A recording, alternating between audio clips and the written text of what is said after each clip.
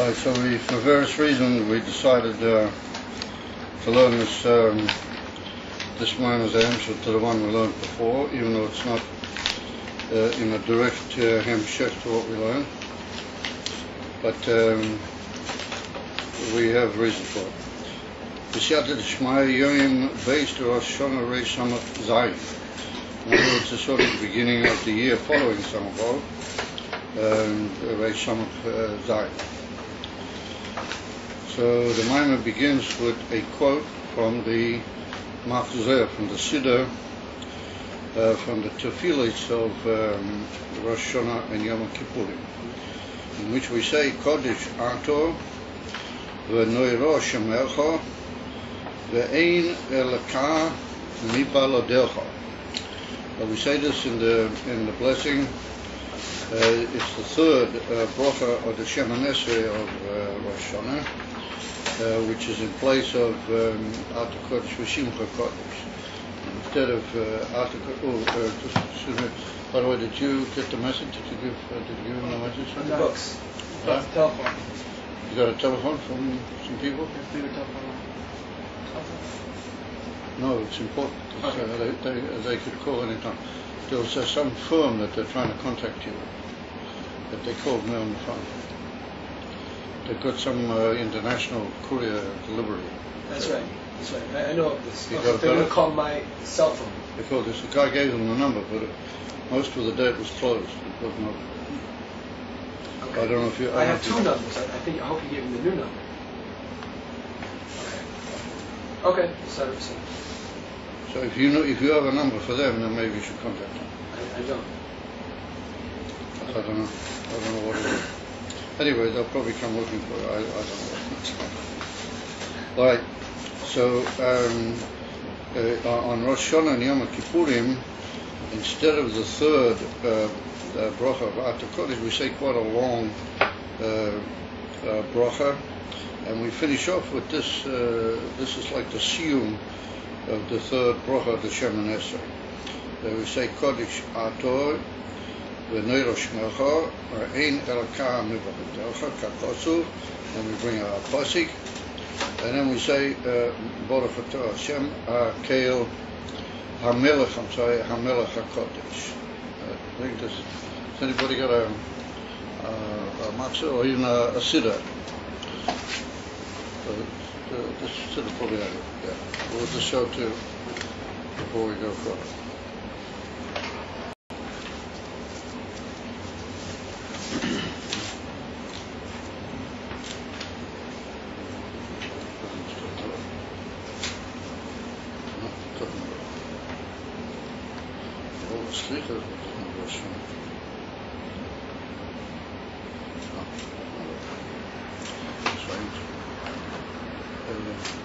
No bigger siddur than this one?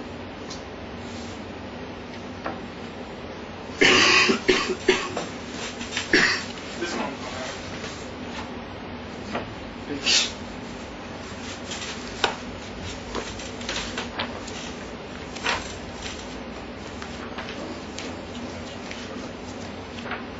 There you go. Yeah.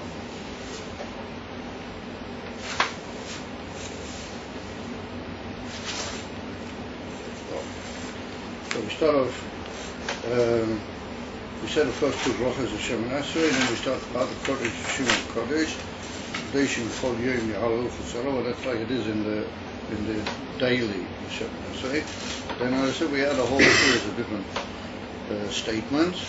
Then we come to the end of the whole piece, and the third bracha completes itself with that expression: Kodesh Ato v'noiro shemecha v'ein elaka mibaladecha k'kosov v'yikba Hashem tzvokos b'mishpat v'keil hakodesh nikdash b'tzedakah Baruch Atah Hashem Hamelech HaKodesh. Right? In other words, it's like the siyum of the third blessing of the Tefillos of Rosh Hashanah and Yom Kippurim.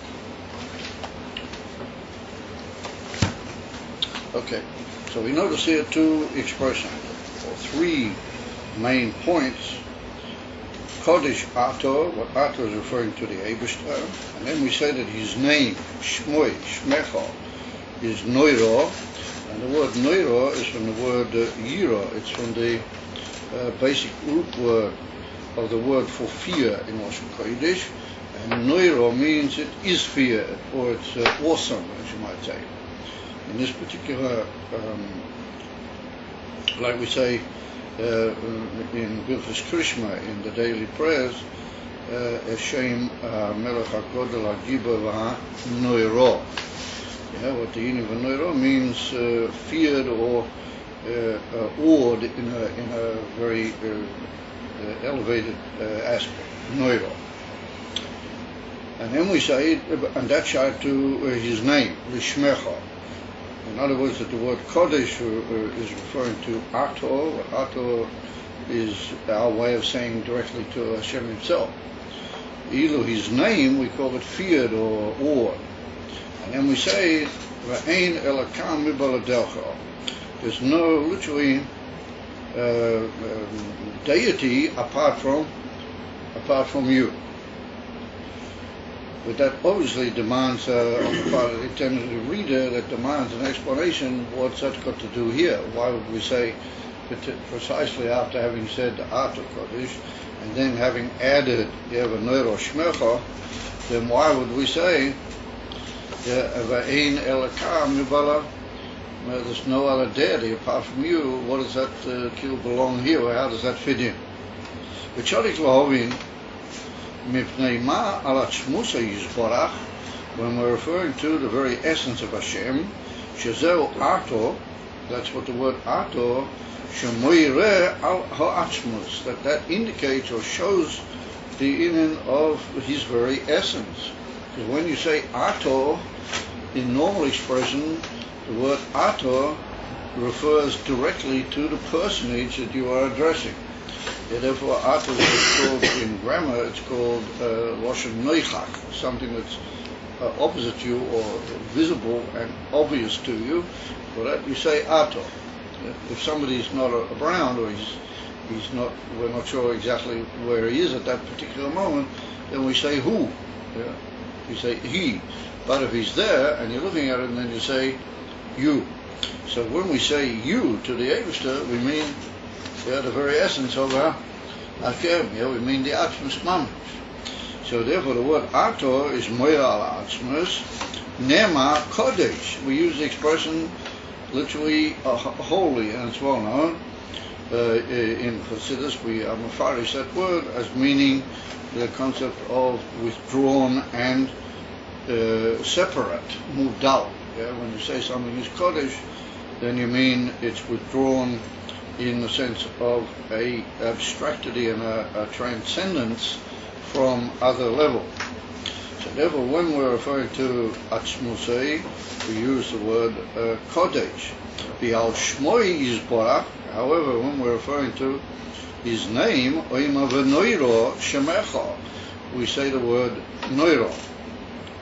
So we need to understand what's the differentiation of those two usages of terminology. In reference to the Atzmus, we say Kodesh, the Ilu, to Shmoi, we say Noiro. Delefiyomim Nema, Ato Kodesh, V'Shimcha Kodesh. In the daily prayers, then we say Ato Kodesh, V'Gam Shimcha Kodesh. That's how we say it. If you're familiar with the Shema Nesrei, then we say Ato Kodesh, V'Shimcha Kodesh, V'Kadoshim B'chol Yom Yahalucha. Now we say Baruch Atah Hashem HaKeil HaKodesh. Over here, when we're referring to the Matzav HaLiz Mitzat Rosh Hashanah, and we're about to call him HaMelech HaKodesh, then we use the expression that Shmoi is not similar to Ato, but it's Noiro. And even in the daily prayers, we see that we use a similar terminology for the Shem, like we do for the Atzmus. Harai, Shmoi is Barak Gamkein Kodesh. It's possible then to say Al Shmoi that it's Kodesh, otherwise we wouldn't be able to do that every day. We say after Kodesh, and then we say Shimcha Kodesh. Is a simon that in the level of Shmoi there is a possibility to call it Kodesh. In other words, there's a possibility to somehow equalize it with the Atzmos. But the Loma Ne'emar Kan, over here in this context, Kan meaning here in reference to Rosh Hashanah, V'noiro Shmecha. We separate from the Atzmos to the Shem with a different descriptive word. Instead of saying that the Shem is Kodesh like he's Kodesh, we say that he's Kodesh, but the Shem is literally Or or Fear Noira. So that's the first question. Why are we here in this prayer of Rosh Hashanah Mishane, the usage of the descriptive term for name? Well, Mahu Inyan, and also we need to understand Ve'ein Elakar Mibala Dercha Ve'eze Shaychus Yeshel Inyan Zed the Kodesh Ato Ve'ner Shmecha Im Inyan Ve'ein Elakar Mibala Dercha. We need to understand, says the Rebbe, first of all, what does it mean? Well, I say that there's no literally divinity apart from you. What does he mean by that? What does it mean? What is the question? What does that mean? I mean, l'chora, it's obvious what it means. That there's no other chas v'sholem deity apart from Hashem. So we have to say that ein nachanami. Mitzad the fact that appears so obvious, and the question is, why do we need to say it? What is the pirush in ein elakar mibala dercha? Once we work that out, then we have a further thing we're going to have to work out. Why is it used in reference to these two statements, after Kodesh V'noiro Shemecha? And once we've said those two levels, then we can bring in this Ve'ein Elakar Mibala Dercha. What does it have to do with them? So there's like two questions. First of all, Mahu Inyan Ein Elakar. What does it mean? What is the implication? And then what sort of connection, shaykhus, does it have to do with the two expressions, Kodesh Ato V'noiro Shmecha? What do they have to do with the inyan of Ein Elakar Mibala? So those are the questions with which the Rebbe begins the Maimon. So now, in order to understand them, he said, "Olahovin zeh tzorich lahaktim ma shenizbu eliyiro. The ikar avedas habirurim kefi hakavona ho'amitius hi alidei bechinas hamalchus davke. The tachlis hakavona hi li'is loy dira betachtoinim. V'hainu sha'tachtoinim Yiyu Keilim Mamish Le'elakus. Zehu Alidei Hamalchus Davke. So here we meet up with what you might call a inverted classic concept in Elikus, in Elikus and in Chassidus, the concept of Avedus HaBirurim. So everybody might say, well, what are you learning a Maimon about Avedus HaBirurim? The Rebbe says that the Avedus HaBirurim has been completed, as it were. So in order to understand what we've already completed, then we need to learn about Avedus HaBirurim. V'yesh leima, as we go along further in the Maimon, then we'll be able to deal and how would we say, grapple with that question more capably when we get some more picture of the what you might call the circumference within which we're talking about Avedus HaBirurim. So he says here that the ikar of the Avedus HaBirurim, according to the Kavanah, the genuine and true Kavanah, meaning the genuine purpose of the Eivishter, that is carried out precisely through the Sphira of Malchus, Davke. Precisely through the last of all the 10 Sphiras, Arayah and Elam Atzilut. Well, that's what carries out the, as it were, the inyan of Avedus HaBirurim. So we need to understand what does that mean. And then we see that the Tachlis HaKavona, meaning the ultimate purpose, which we just said that the Birurim are according to the emes of purpose. So what is the emes of purpose? The Tachlis, the ultimate aim of the whole purpose of the Eibishter in creating the world. If you remember, we learned way back in the first Maimah of this Hemshech, is that it should be Dira lo yizbarach b'tachtoinim. And that is the ultimate purpose of all the purposes that the Eibishter had in the creation. Because if you remember anything from the first Maimah of the whole Hemshech, then we saw different ways of describing what was Hashem's aim or what was his purpose in the creation. But we pointed out they were different levels within certain Oifani HaGiluim of the Eibishter. But the ultimate and final Tachlis, the ultimateness of his aim is Dira b'tachtoinim.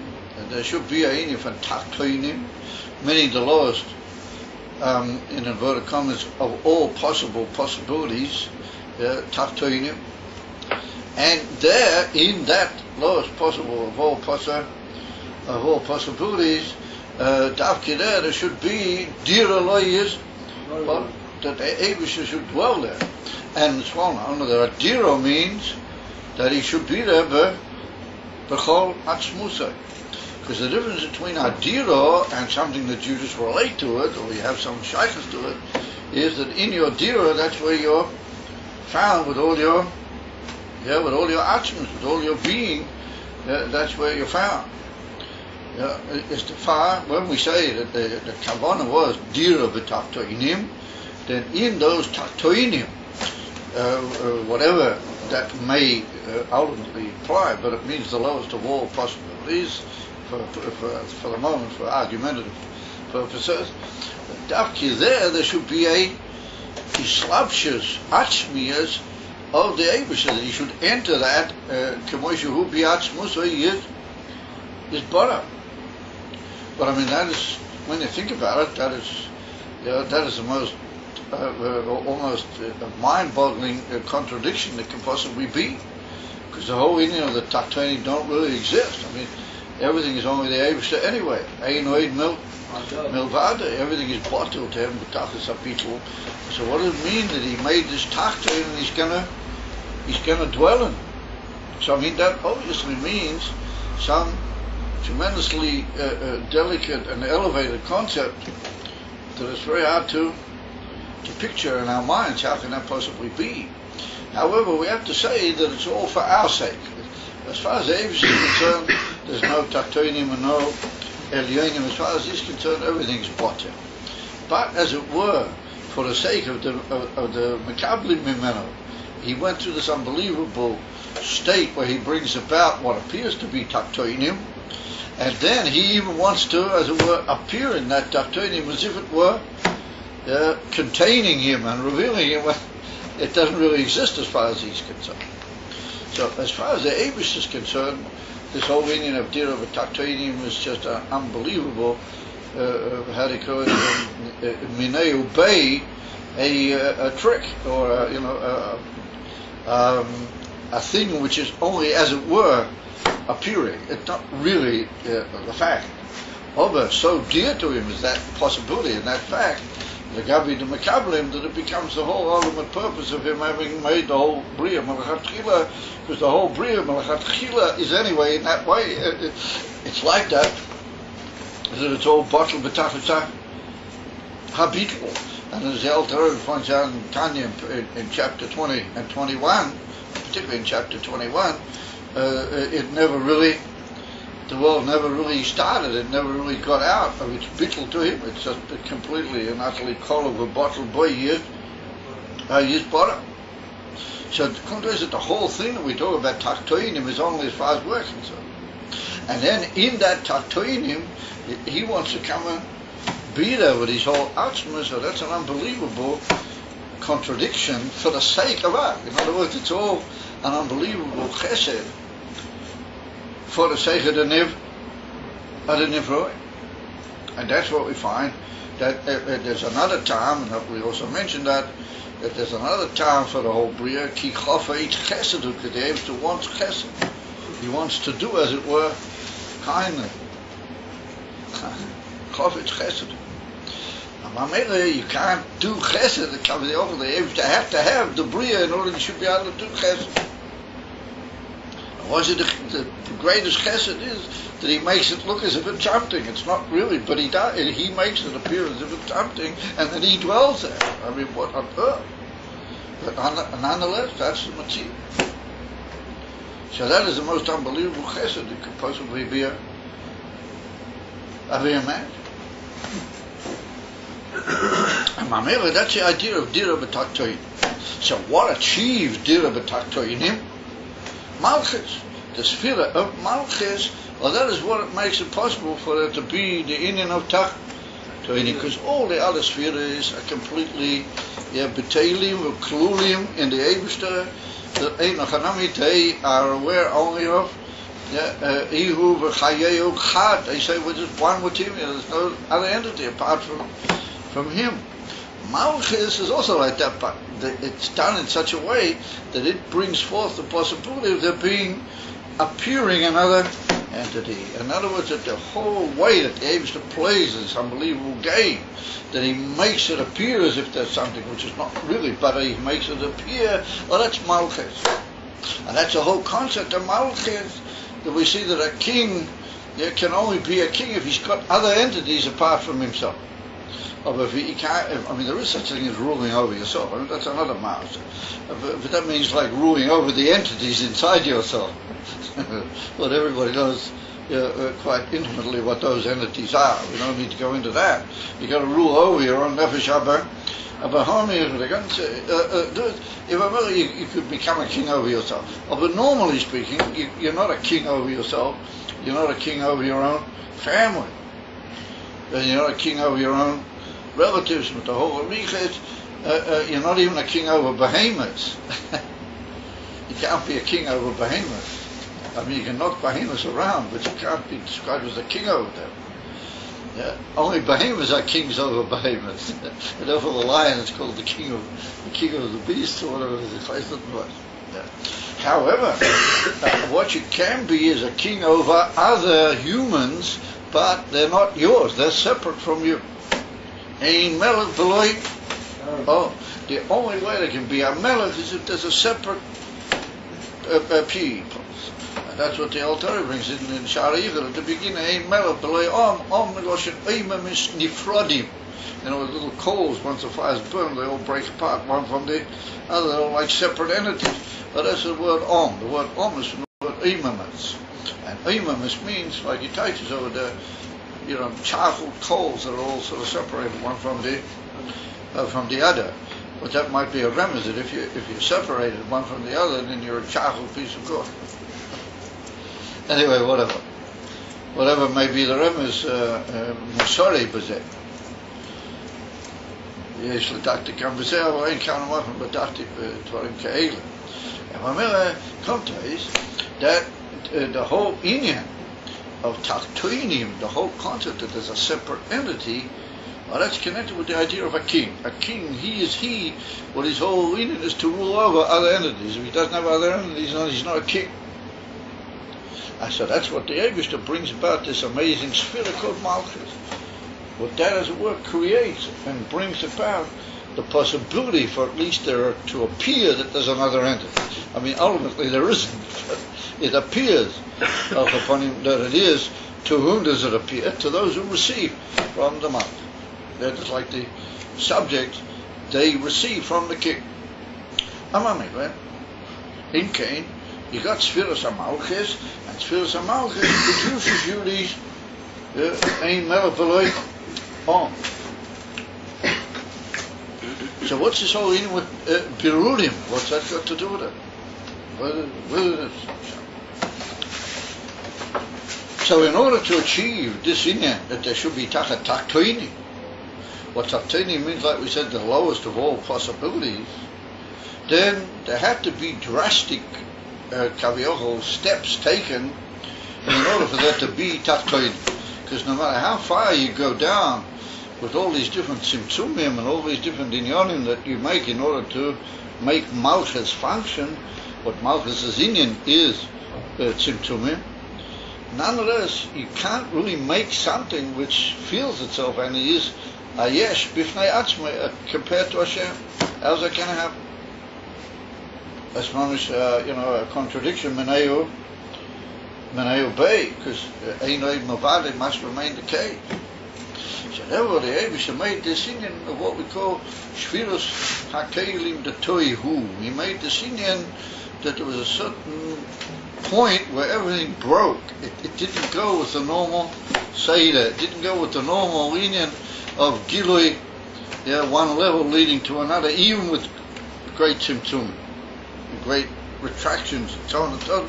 But it fell, how do you call it? It collapsed massively. And it fell, as it were, in a way that it was misrachik. It distanced itself, Kaviocha, from the Eibishter.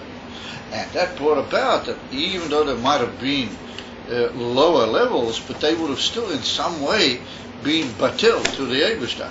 Of the union of the Shviras HaKeilim in Olam HaToihu, that brought about that there are things which they feel themselves, and they more or less stop there. They feel themselves, and they are so far away that they can literally give rise to another thing apart from the Ratzon of the Eibishter. In other words, that they can give rise to this idea of making the Dvarim HaTachtoinim a reason, Cholila, to forget about Hashem or to not be aware of Him in the way which is required. So that's what happened with the whole Inyan. That in Malchus Kufa, there was this, as it were, tremendous distance occurred. And that's what we see. We're going to mention as we go along here, the Inyan of Shem Ban. That there's a combination of the Shem Havaya, which leads to the numerical value of 52, Ban, and it's well known that is connected with the Inyan of the Yesh. And even though the Shviras HaKeilim was in another name of the Yesh, which is called the Shem Sag, that's what it is, but the real Nephilas are Nitzutzes, and their ultimate Helim is really connected with the Shem Ban. So that the two Shemis, Sag and Ban, have a certain relationship in giving rise to this whole Yerida of the Nitzutzes and the Yerida of the highest Me'er upon of his Bara. Well, that's not the place to go into all that here. We'll maybe do it as we go along, however much will be necessary. Suffice it to say, that gives rise, and that brought about the possibility that the mensch is faced, once he comes into the picture, the man, then he's faced with what we call a bechira. He's faced with a choice. That's what the Alter Rebbe points out in the 22nd chapter. After he's already pointed out everything is really bottom, there's really nothing. Then he said, but there is something. Hashem did it in such a way that you have a choice. In other words, that you can run after the fallen situation and get involved in it, or you can go higher than that fallen situation, and by going higher than it, you pull it up with you and you elevate it, and you, as it were, separate off, or you deal in a choosing way with the situation.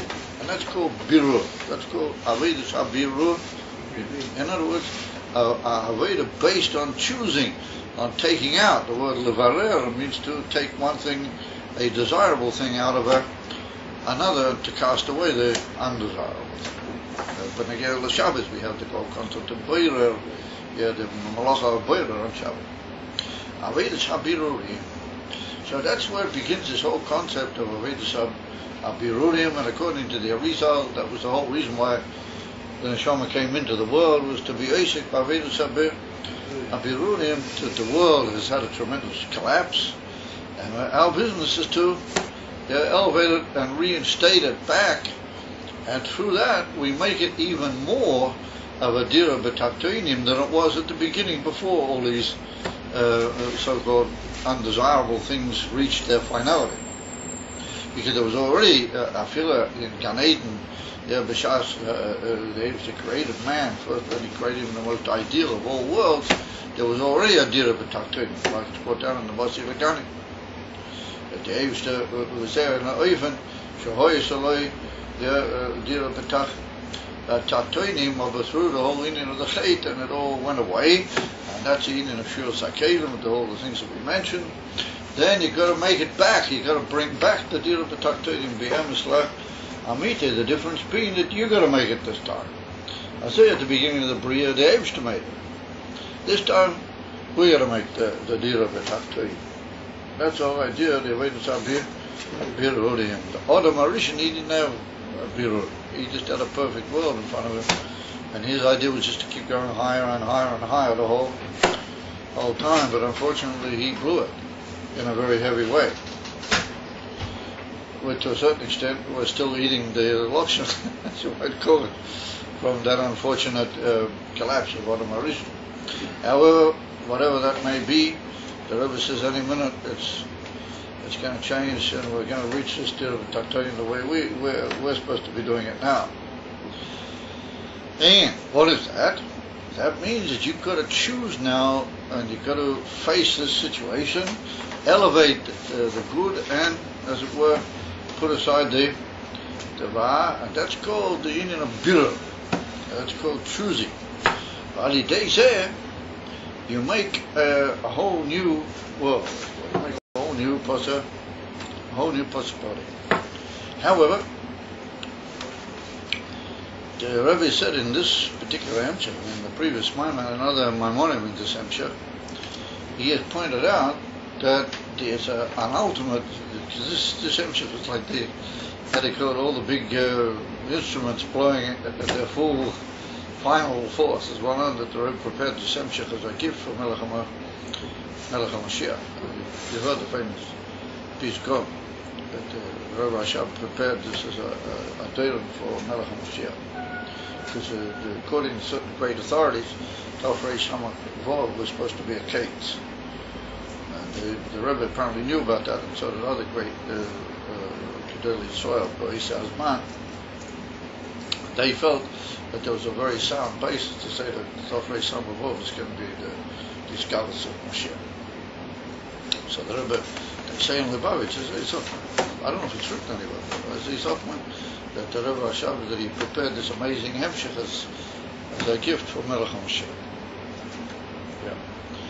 Anyway, I would have thought that maybe certain people would have shown a little bit of his pilot, but everybody took it very coolly. Might have thought that would have been upset. A bit of surprise. Somebody might have jumped out of his seat or something. Anyway, I have to appreciate the Madrega, the Moichen that these guys have got. They're very powerful. Fleet being of these pilots. Well, anyway, to go back to our theme, is the union of Avedis Apirudim can be imagined on two, as it were, levels. One is where you as the man in the world, you're faced with the bechira, the choice between running after those things of consciousness and of life and of understanding, where they just live for themselves, where they live like the Nefila occurred, or you can say, no, you want to go back to the real Shoresh, to the Eibishter, and you want to, as it were, give him back and elevate him back everything, and therefore create a whole new situation, make the world a possibility of a Dira Lo Yisparach. So the question is, what does it mean, Adira Lo Yisparach? Like we said, it means an appearance of Hashem that He dwells even pnimi in the world, meaning it becomes a Kli Lo Yisparach. Now, what does that mean? The world becomes a Kli. What does that mean? If let's say that this box is the way it is. It's not really a Kli because it's closed. Now, let's say I'll take something and I want to jam into it. Until I open the lid, until I take out what's inside it, and I can't put anything in there really. I mean, I can maybe jam it in there by force, but it's not really a kli. The same with a piece of wood that hasn't been carved the right way into being a receptacle or a dish or whatever. You can try and hack things in there, but it won't really go. It's not really a kli. What is a kli? A kli is something that's got what's called a kli kibul, how do you call it, a receptacle of a deep space which has been cut out, that it wants to, or that it's able to receive what you want to give it. So what is that? That means that you want to take the eloquence. You cause, when I say you, I mean the Adam, he has to cause that all the Dvarim HaGashmi and his own Dvar HaGashmi, that's his Kuf and his Nefesh Haba, of a homiyot, he has to be poil that they should want to be shaykh to the Eibishter. And that once they say that they really want to be shaykh to the Eibishter, then they become a kli. That means that they became a kli.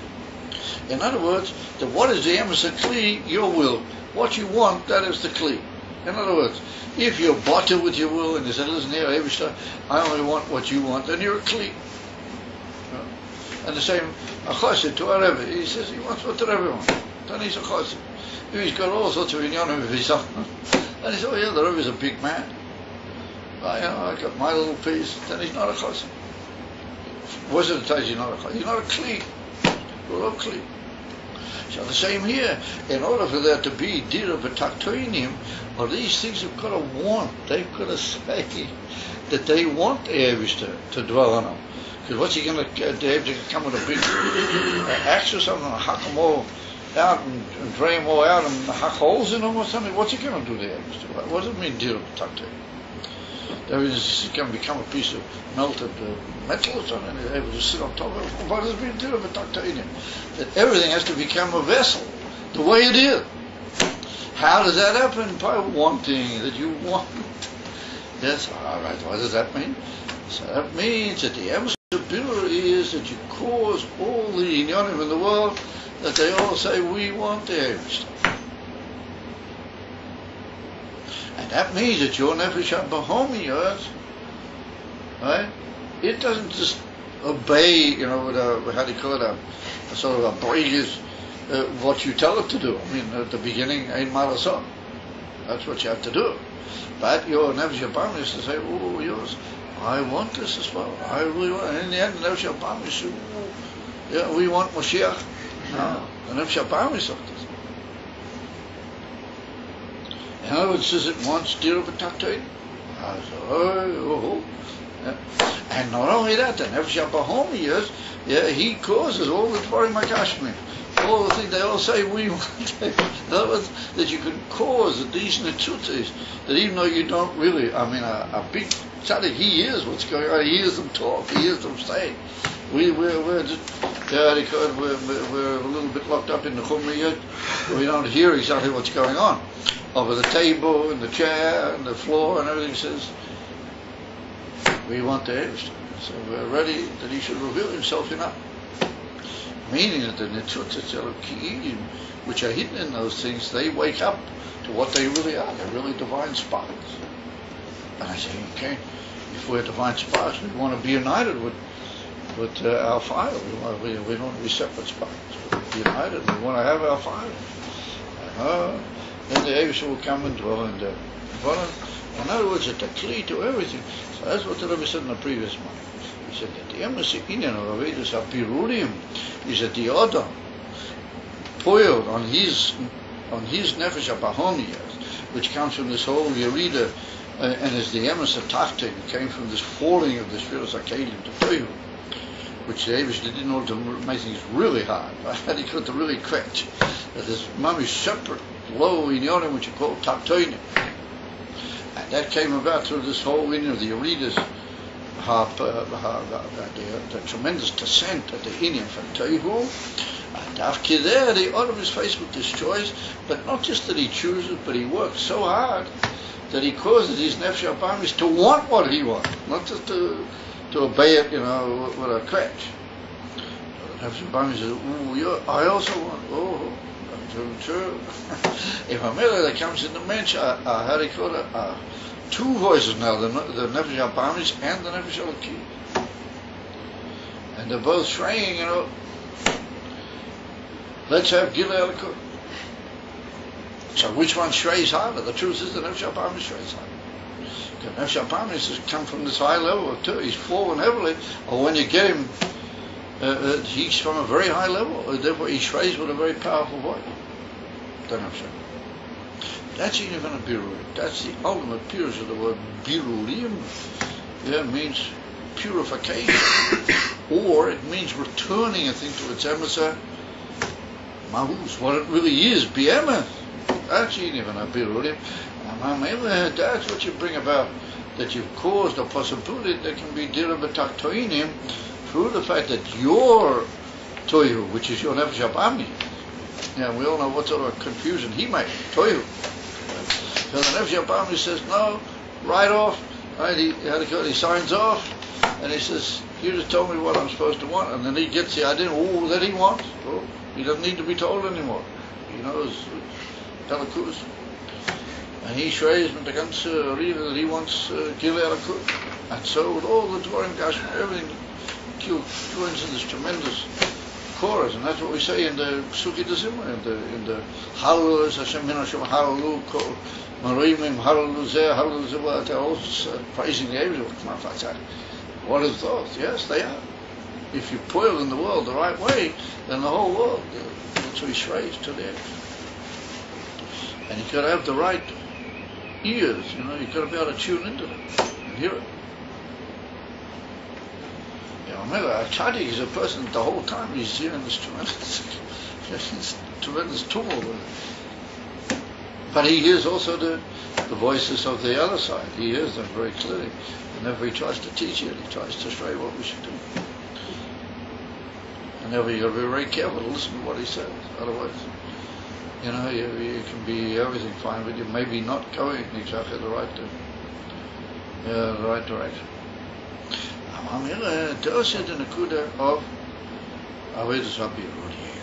That's the Indian, that's the Amitis Akavona in Dirlo is part of it. Dave's one of the things which would be the opposite. It would fall so far that it would even have an opposite idea. That it should lose the opposite idea and show it also wants it. And then he will come and dwell with it. He will touch a feel with it. Because beloved, he's really there with it anyway. But it's turned its face to him, as it were. It turned the back of its neck. What the mensch teaches it, then it turns back its face and everything becomes, yichud. How do we call ponim b'ponim, dibur Hashem imach. That David talks with the whole Bria face to face. So then by now our Nefesh HaBahamis should have already been, if the Birim is over, or Nefesh HaBahamis should have been. And that's what the Rebbe said. That if you only say the right things, then the Nefesh HaBahamis will buy it. It's a different point now in the world. Once upon a time you had to work tremendously hard to get your Nefesh HaBahamis, to hear things. Nowadays if you say it the right way, then the Nefesh HaBahamis will hear. And I can tell you if I had Kohen, I don't know, but maybe some point or another I'll find the Kohen. To tell you, well, I just heard now certain things when I was in England, that you can see that the Bria is about to hear. You can see people are prepared to hear things. But once upon a time, they just laughed you out of course. Now there's a whole readiness in the creation. A whole Indian of Mashiach has come down into the Mashiach of the world. And the amazing thing is that even the non-Chassidim are beginning to happen. And that's always been this way. And I told in a shul in Bnei Brak a few months ago, I said to him, that the days are coming where like all the Inyanim of being, always Lubavitch was the first one to reveal that this is what has to be done. And what did everybody say? No way, you guys are crazy, these guys are anti-Yiddish guys, how dare they say things like that, It goes for a few years and then they themselves start doing it. And they do it even better than Lubavitch. Because Lubavitch is like, good people are Batlanim, don't have any money, and they're always breakers one with the other, and they're always wasting time on silly matchlikas and amongst themselves, etc. Etc. Also to nourish a business, what can we do? But the truth is that Lubavitch, always. So then it came along, if you think with all the great things that the Rebbe said have to be done, everybody said, no way we're going to do it. Now all of them are doing it. You think carefully, I haven't got the time to go into all the different stages. So the same thing's happening now with Moshiach. The Rebbe said,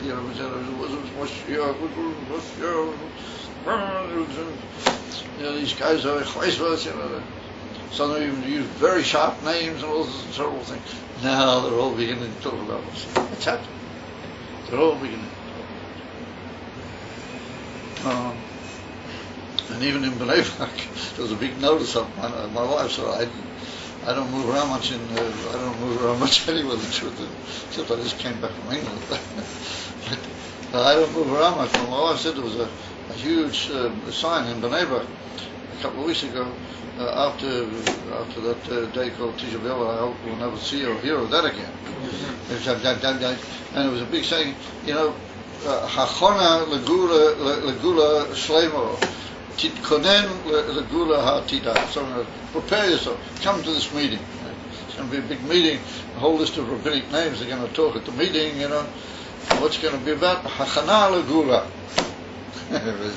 Once upon a time, you would never seen that in the neighbor. No, hachana legula. Where'd they get that from? We brought it into the world. But I saw more than that. I saw cases. I met up with Yidden in England, in North England, in the area which is called Yorkshire. I met up with people's tourists that they came from America, and they were just, these Yidden that have drifted away. They're like Yidden, sort of semi-assimilated Yidden. I met a few of them. Amazing how I banged into them. They clung to me, they have amongst all these coins, they don't know what's going on, All of a sudden they say I eat with a beard, they almost clang to me like I was some, like a Malach Elohim or something. They went in the midst of all this turmoil, I see a person with a beard, and a hat, we should do it. Yeah, so we had a whole talk, and in the end, I said to them, the only thing is Moshiach, the only way. And they said, Moshiach. Oh, like they were relieved, like it was something, some Mayim Korim al Nefesh Hayefo, you put on a tired soul, you put cool waters, Mayim Chaima, and everything. Oh, if you'd have said that to a bunch of Yidden from America about 5-6 years ago, it was a come on, it's old-fashioned stuff. Tell me something, what's happening in the news,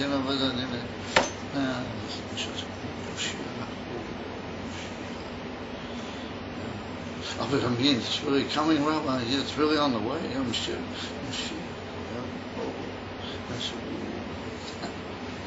I couldn't believe my eyes. That it was actually happening. A bunch of almost assimilated Yidden from America. I was supported. The Moshe meant something to it. This is what are we supposed to do? What should we do? Pray for Mashiach. Talk about Mashiach. Try and understand it in some way. Each one of them, what can I do? I have to go to get a pass. What am I going to do? I can't teach them the whole. I said, just try to understand Mashiach. Think about Mashiach. Talk about it. Pray for it. Oh, I'm so pleased that I told them. Amazing. Once upon a time, you said that to a group of people, come in and sell something else. You know what? No. Completely different. Because it's all come down into the world. Anyway, so suffice it to say, that's the ultimate in and that's the ultimate birur. That's the ultimate birur. That's maybe what the Rebbe means, that the birur, the actual separation, the actual dealing with the Ra in the form of a struggle, that's been finished. Now it's the final stage of actually bringing the Elikus into the Kelim. But that's the union of Gilei HaMashiach. However, suffice it to say that that's what he means here by this the statement that Avedis HaBirurim Kefi HaKavona HaAmitius Hu Alidei B'chim Samalchus. In other words, what makes the whole possibility for there to be Birurim, that's through Malchus. That's also got to do with Malchus. It also has to do with the fact that everything went down into the possibility of there being like a separate entity. And that was the union for Malchus. Just that in that itself, there's certain extra inyanim which we'll see as we go on this year. So, of the whole fact is that the Eibishter made a Malchus. He made a sphere which made him appear a ruler over separate entities. Well, that gave rise to the whole possibility of the Birurim. And then the Rebbe said that Tachlis HaKavon is Dira B'Taktoinim. V'hainu Itaiches Ya'Taktim Yu Kelim. Mamish. And in the previous Maimah, he was Mavaya Baricha. That means that the thing itself says it wants Elikut, or it's shrei that it wants Elikut. And that's a touch of Kli. Without a will, you're not a Kli. If you don't have a will, you're not a Kli. On the contrary, you're resisting the Shefa Eloki. We say, ich will, oh. And Amela said, the Rebbe, you keli mamish l'elkus, vezeu al idei malchus davke. It all began through the fact that the Eivsher made malchus, which means a melech that it came about the possibility of this whole amazing secret that there can be another entity, and that entity will eventually say it wants Elikut. Well, that's davke for the inyan from malchus. So the Rebbe says, "U'k'moi kain yeridus haneshama lamata." After through the coming down of the neshama into the world, is going to be. So now the Kamoi Kain is that ultimately speaking, who actually does the work? What actually? So you've got Malchus. Malchus is all about the work, and in Malchus, Kufi, this whole union of the Nefila, the Netzutzes, and everything became a yesh, a separate entity. And you say now the whole union is to make Dir Elohim, but that they should say we also want to be. Who does that? I mean, how does that happen? So the Rebbe said it happens through the Neshamas. In other words, that the Neshamas come into the world, they're the ones who bring it about. In other words, that man, he's the one who actually does it. What we just described is the way it's supposed to happen. But who actually does it, that's the Neshama. In other words, that the Kavona Elyoina of the Eibishter and the Neshamas are all one firm. They're one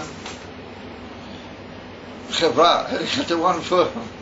It's a proprietary limited.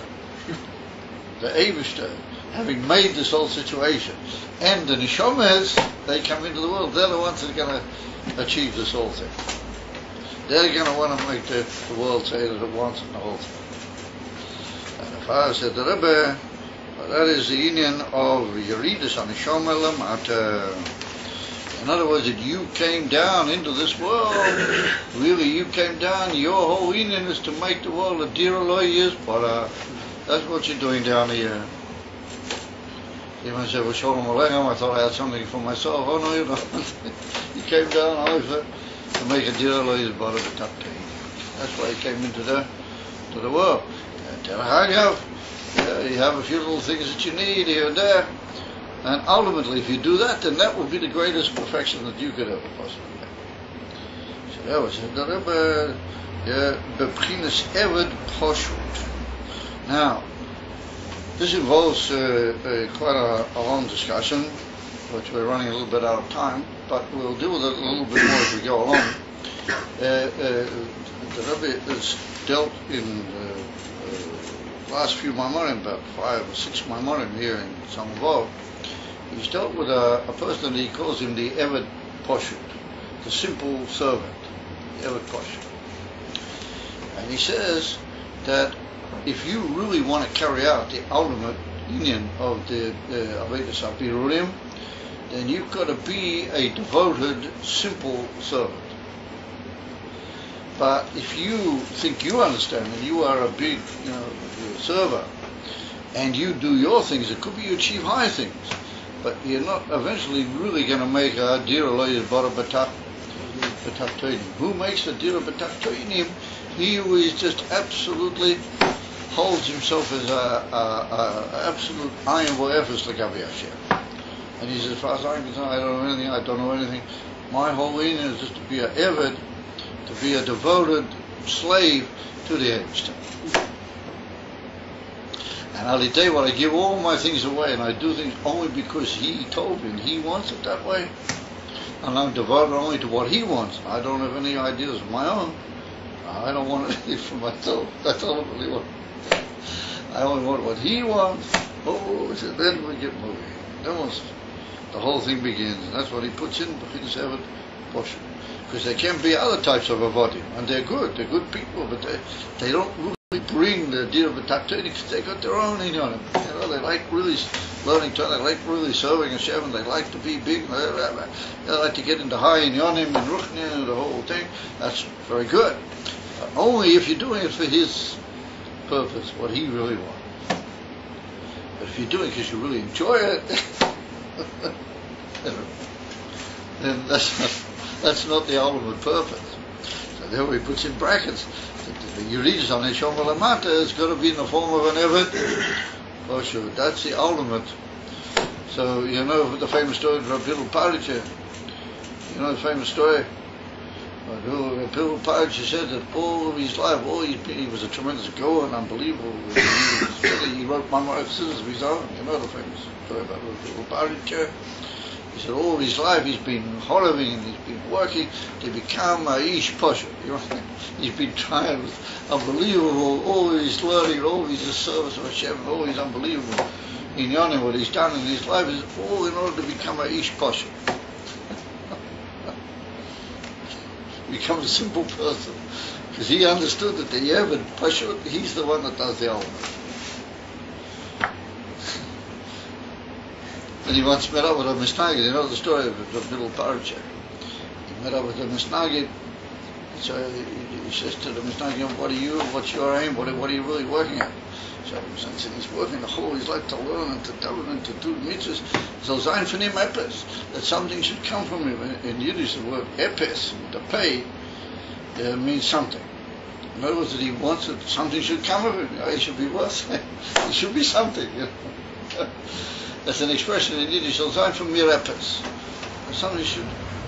I should be something. That's what the Mishnah said to Rav Hill. Rav Hill said, oh, he said, I've been working my whole life, so I'm from mir epes. In Yiddish, the word, well, that's Lashon Kodesh. Aleph, Fei, Samach, in Lashon Kodesh means absolute naught. Epes. You've heard the word epes. In Yiddish there's a word, Ayin, Pei, Ayin, Samach, that's a Yiddish word, which means something. But Aleph, Fei, Samach in Lashon Kodesh means absolute naught. So he said, I've been working my whole life, so I'm from mir epes. And Rav Hill said, oh yeah, he said, he's been working the whole of his life, so I'm from him epes. Right. But that's the whole idea of the Evet Pasha. The Even HaBirur, who b'pchinas Yislavshus Davke, B'dova HaMizbarer, Shemisasik Boi Levareroi, or Lataknoi, or La'asoisoi Kli. So he said that if you want to do Emes HaBirurim, you can't just sit back and smoke a cigar and blow an occasional puff of Chidush Torah or something into the air. He said you've got to get down into this world and you've got to deal with things. You've got to deal with the Dvarim Gashmi and use them in a way that you should use them and experience them in a way that you're supposed to. Be'emes Lafi Ratzon Hashem, which means that you've got to have to do with the world, meaning you've got to enter Islavshus B'Devar HaMizbar, in the thing which is you're trying to purify. Shemisasik Boy, that he busies himself with it, he deals with it, to purify it or elevate it or choose it out and to fix it, literally to bring it to its emissary state of properness, latachnoi, but v'la'asoisoi kli, to make him into a kli. What does it mean to make it into a kli? Yevadov amisbar misoirer biatzmai. The thing that you're trying to be mavada, it itself wakes up. In other words, whether it be your nefesh hapamis, whether it be a physical thing in the world, it itself wakes up really what is really going on with it. Lotzeis min ha'heifach, to go out of the opposite, to be out of the being locked away from Hashem. V'liyah p'chinas rotzoi le'elakus, and it says, I also want Ella. Because I got a burning desire to be only with the Eibishter. In other words, that the world itself says, Elikut. Well, that's eating from the Birur. That's what he pointed out in the previous month. That's the Pshat Birur. Birur the Pshat, not just that you force the world to become a bit more Korev Lelikut. You turn the world into a talking entity that it itself says, yeah, we want Moshiach now. That's what it goes to. Ultimately. That's, in our terms, in our particular time, that's what it means. הליד begint רוצה שזהו שהדבר התחתן המסבר נעשה כלי ממש. That's the touch of kli. Kli is what is you want. That's what means you're a kli. If you want, you're a kli. If you only want halfway, then you're only half a kli. If you don't want anything, you're not a kli at all. Kli is dependent. It's the idea of having a kibul, how do you call it? A receptacle is your will. Either you want or cholila. The Rebbe nase kli mamish.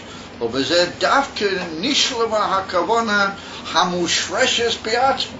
He said, oh, then we make the kavana how it's rooted in the very essence of Hashem. You remember we had no tchilos and beseifa. The holiness from tchila, the very essence of the Atzma, is dafki in the seif kol madreiges of it. The union is that seif has to say, oh yes, I want to be a kli, I want to have a lakus.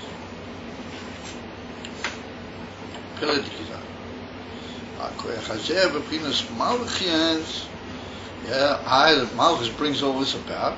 Like we said, the Noach Tchiloson be Seifon. That's a Rosh Hashanah. Noach Tchiloson be Seifon. The Tafki in the soft, in the lowest of all the Madrigas, that's where there's the Nasin Square from Atzmus Mami. But it's only a Nasin Square. There has to be the Neshama in the middle that he says, I'm making this happen. He said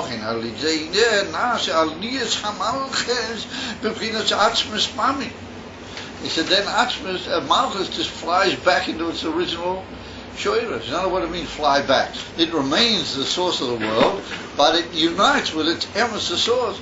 Daino Atzmus saying, if not Tchilos on be, Beseifon, then at the union of Malchus becomes elevated into the very Atzmus Mamish, then the union of the Eibster by definition is beheaven. Atzmus is not Begolus.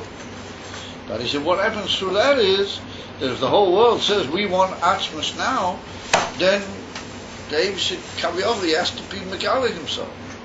That becomes the union of Atzmus, becomes Begolus. V'nashe Gilu Oyer Chodosh Mamish. A whole new oil that's never been before. A oil from the Atzmus himself. And you should realize that that's the whole meaning of Samavov, those few words. Oil Chodesh Mamish. A new light, that's the whole meaning of Samavov. A new meaning that's never been before. Give it a the Ayin base is the same thing. I can show you. All through the Ayin base is Nasa Gila Oil Chodesh.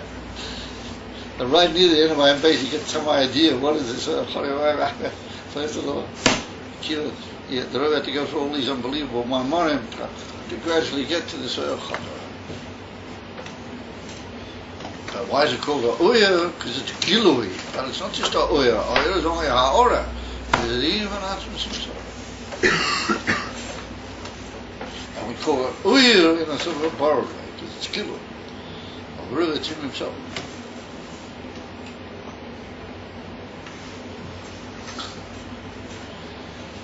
We have to see further what we're talking about. So basically we'll see in the coming Maimorim, I'm saying the coming lessons, what we have to say about them. But that's like the policy statement. I know we just ended on it, but the idea of the Or Chadash. What's the Or Chadash when we learn the Geula is just the Aleph and the Galus. So is that the Or Chadash? That's the Aleph. The Aleph is Aluf Yishalaylam. Yeah. Aluf Yishalaylam means Atzmus. Aleph means Aluf Yishalaylam. Aluf Yishalaylam means the ruler of the whole world, the general, the Balabas. But it seems more it's like a Gilui of the Or that's already there. Yeah, well that's all. The Atzmus is everywhere. So why do we say it's Or Chadash? Because it's never been there before. That's the shot. It's never been Begolus. Okay. Something which has never been Begolus is called Chadash. It's Nimtza. It should be Begolus in the Mekabel. That's a Chiddush. You follow? That's called Chadash. And that was very interesting. the Dafki in the Arab Nuskhois of Sfarad and Polish, they say in Birchas Krishma, they say Chodesh al Tziyun Toyer, v'nizker b'mheil oirei baruch atah Hashem yoter ha'me'oirei. And the Alter Rebbe took that piece out. We don't say, the Kabatsky don't say. We don't say Chodesh al Tziyun Toyer. The Rebbe Marash says in the Maimon that that's a pshat. Chadash means a whole new good that's never been there before. Wow. The Rebbe Marash is Mavaya, what they say, he said, Zeh Mashu Kosu B'nus Koysa Tefillah. Oh, but we don't actually say, the Alter Rebbe didn't put it in. Isn't that amazing? Why the Alter Rebbe didn't put it in. So we have to say that that's going to become so obvious that you don't even need to say it, it's going to be part of it. Yeah, but oid possibilities of saying Kalamat al-Wahabi could say right at the moment. Good. Have a good evening, my gentlemen. Would you mind? So this is the message of Rosh Hashanah.